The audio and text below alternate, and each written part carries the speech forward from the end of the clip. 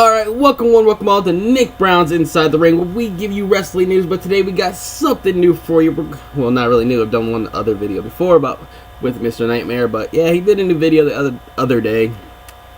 3 true lockdown horror stories, so let go. We're gonna get right into it, and may pause the video to give my opinion, but yeah. Let's hope I just don't get too scared where I gotta sleep with my teddy bear. No, I'm just kidding, I don't have a teddy bear. But let's go.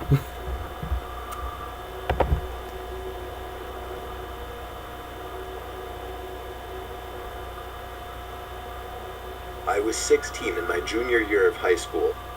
I had 9 periods in the school day. 5th period was lunch, and straight from there was my astronomy class. My astronomy class was actually held in one of the 2 basement classrooms of the school. My high school was big. There were 3 floors, and even that wasn't enough to accommodate all the classes offered. So the school built 2 classrooms in the basement. It was honestly kind of creepy down there when nobody else was around. It used to be a janitorial area. However, it was remodeled to better resemble a typical hallway. The only thing, there were no intercoms or loudspeakers down in the basement at that time. For that reason, no classes were held down there first period for the morning announcements.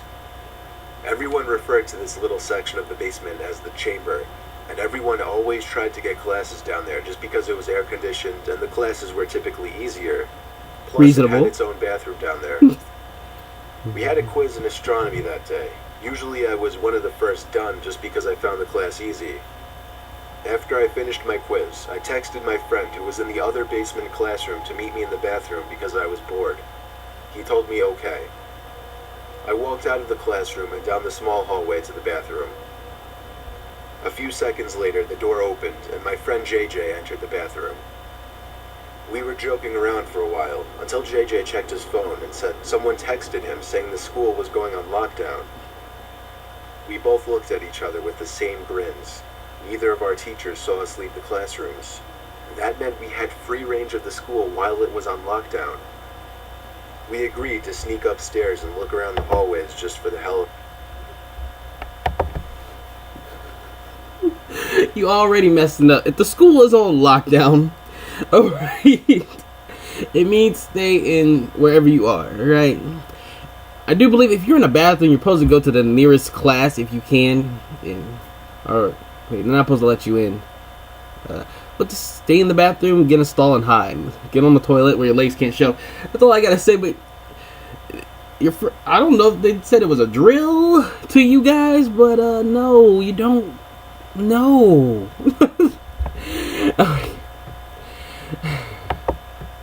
It's like a horror movie, and the person's gonna go walking through the halls with the killer on the loose. Yay! Instead of just trying to escape. But yeah. Let's just get it to you. The worst that would happen is that we'd explain how we couldn't hear the announcements in the basement classrooms. Upon opening the basement door to the main floor, we were surprised to find all the lights had been turned off. So the hallways were pretty much pitch black aside from the light pouring in from the doors in the lobby. This was legit because usually the lights were left on in the hallways during lockdowns. Something was going down, and we didn't know if we were even comfortable walking around now. JJ stepped out a little further into the hallway, and I followed suit. JJ then looked down the hall and said, "Who's that?" I looked, and emerging from the darkness was a man. At first we couldn't tell if he was a teacher or not, but as he got closer, we realized this guy wasn't dressed at all like any staff member. He was dressed like a bum. "Alright, let's go," I told JJ as we hurried back down to the basement. He surely saw us, whoever he was. We saw both classrooms had their doors shut and lights off, so to avoid making a scene, we decided to hide in the bathroom. I shut the light first thing, and then we both went to hide in the corner stall. There was complete silence in the room. No ventilation, no heaters, nothing. Just the sound of me and JJ breathing, and an occasional drip from the sink. The door to the bathroom suddenly opened, and light from the hallway poured into the bathroom for a brief moment. The door shut, and the bathroom was once again pitch black. Me and JJ tried our best to control our breathing. The room was so silent that we could hear somebody walking over to our side of the bathroom. The person stopped and started breathing really heavily, as if they were out of breath. Me and JJ were both scared to death. JJ did something very dumb. He whispered in my ear, "We have to crawl out through the other stalls." The room was so silent, however, that even JJ's whisper could be heard from across the room. The heavy breathing outside the stall stopped. Well, your friend JJ is dumb. Now you have two options right now.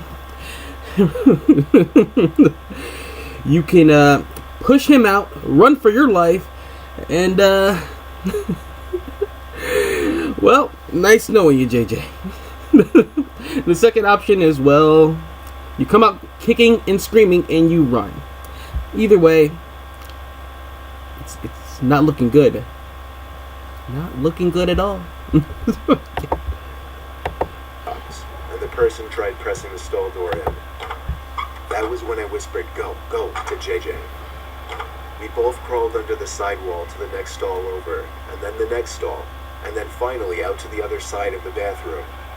The person was now full on banging on the stall door. Me and JJ hopped up off the floor, opened the door, and as the light filled the room again, we saw the guy from upstairs in the corner. We pounded on the door to JJ's class.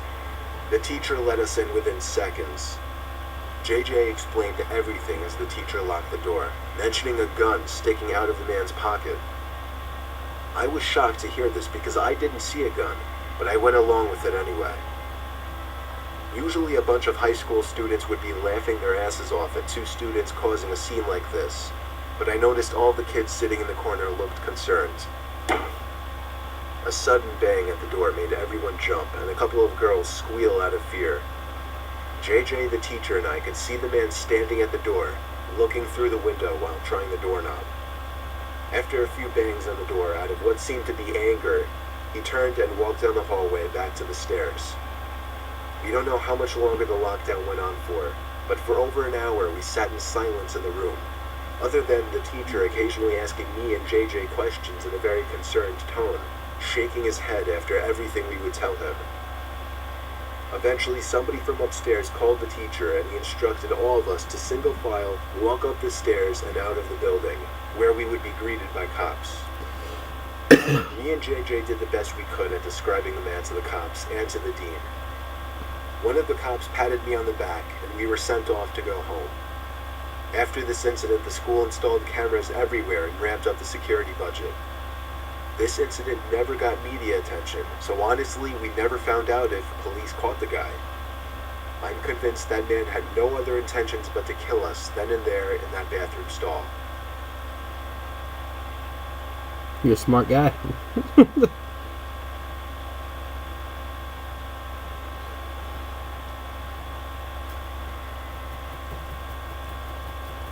That story was a little creepy, I'm not about to lie. Oh. I'm a retired New Jersey police officer. Throughout my 20 years in the force, the most disturbing call I ever received was for a school lockdown happening at a nearby middle school, of which I'll leave out the name for legal reasons. It happened on a stormy, dark day.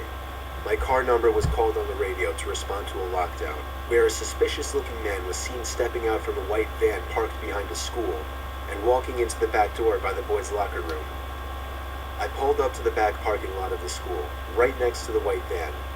Nobody was inside, and all the doors and trunk were locked.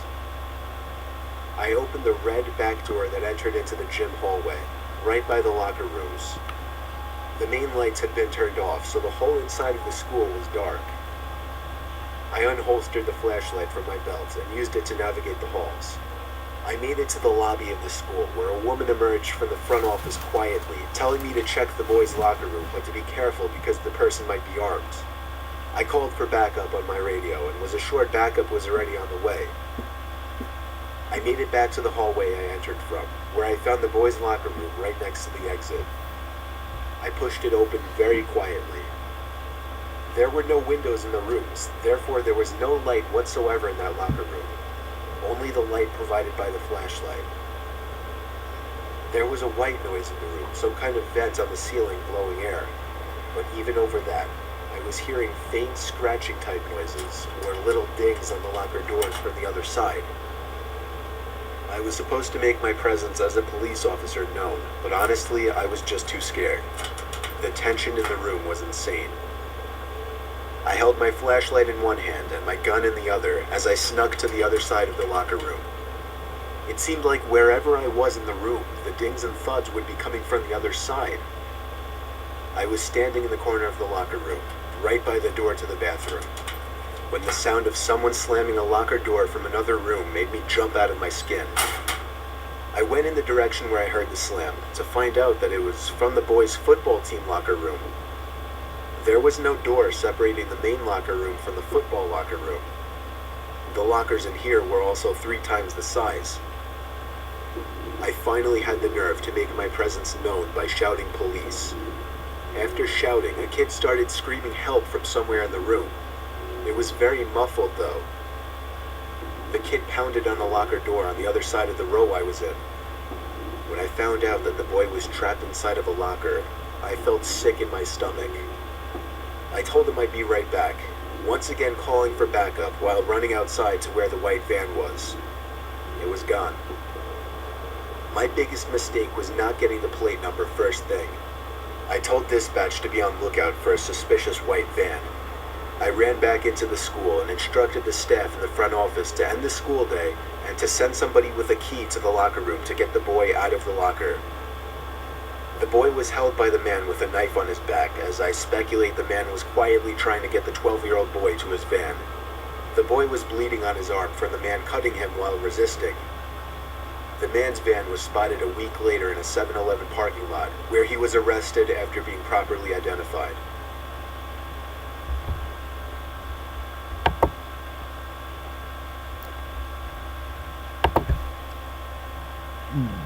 That dude is sick. I really got nothing to say, but he's he's a scumbag, and I'm glad he got caught. That's all I got to say about that. That is all I have to say about that story.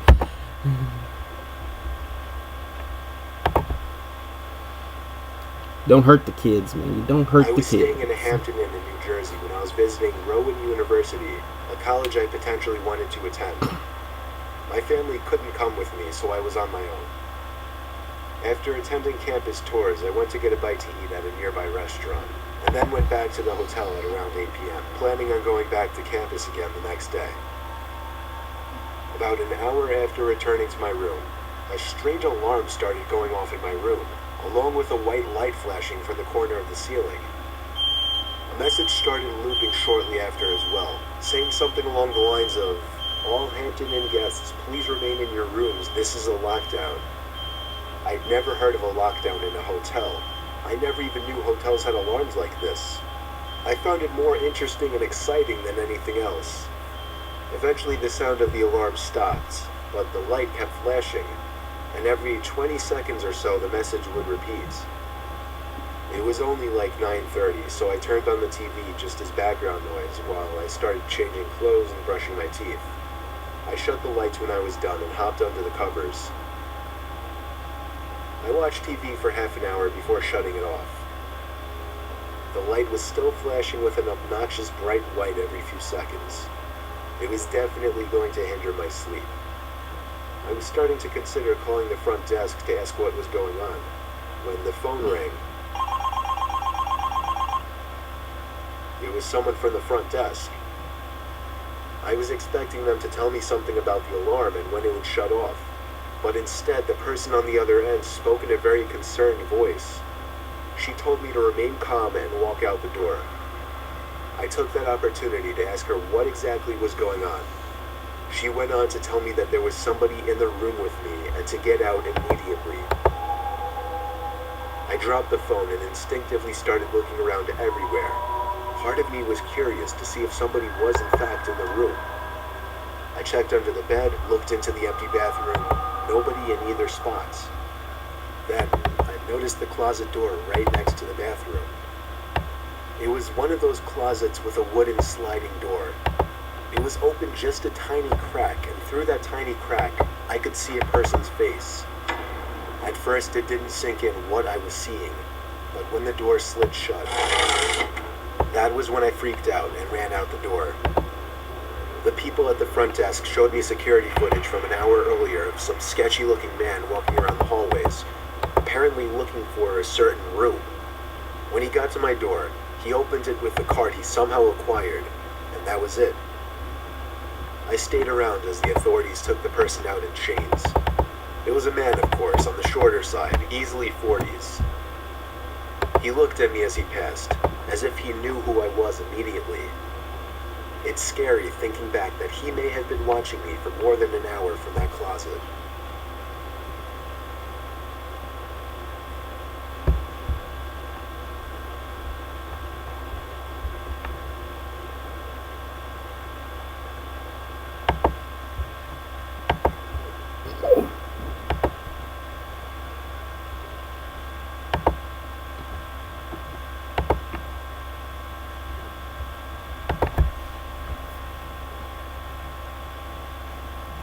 I'm sorry, but if I find out someone is in my room and I see them before I get out, number one, I'm not going to look around the room to see who's in it. I'm just going to get out of there.